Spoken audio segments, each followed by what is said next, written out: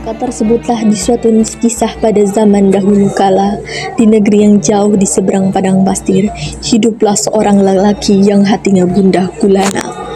Adapun lelaki itu datang menghadap kepada seorang yang masyhur akan kebijaksanaannya, Abu Nawas. Lalu ia pun pergi dan berkata kepada Abu Nawas, "Wahai Abu Nawas, aku memiliki istri dari 8 orang anak. Rumahku sempit, panas, dan tidak nyaman. Kami sering berselisih karena hidup berdesakan. Tolonglah aku, apa yang harus kulakukan?" Mendengar hal itu, Abu Nawas pun tersenyum. Perlahan ia berkata kepada lelaki tersebut, Apakah engkau memiliki domba di rumahmu?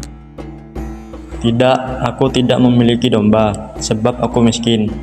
Maka berkatalah Abu Nawas kepada lelaki tersebut, Kalau begitu, pergilah ke pasar dan belilah seekor domba. Peliharalah domba itu di dalam rumahmu.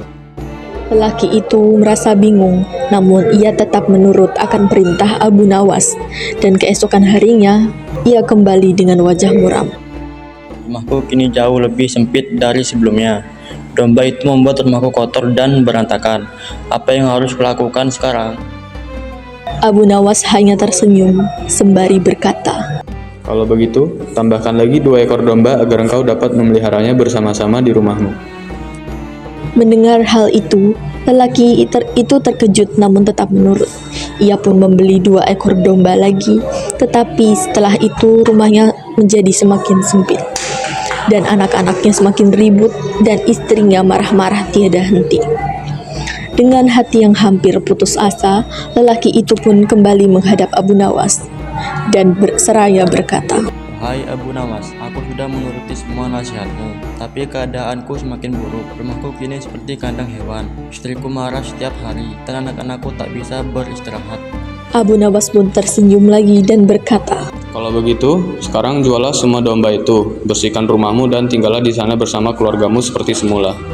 Maka lelaki itu pun menjual kesemua domba tersebut. Saat ia pulang, betapa terkejutnya ia.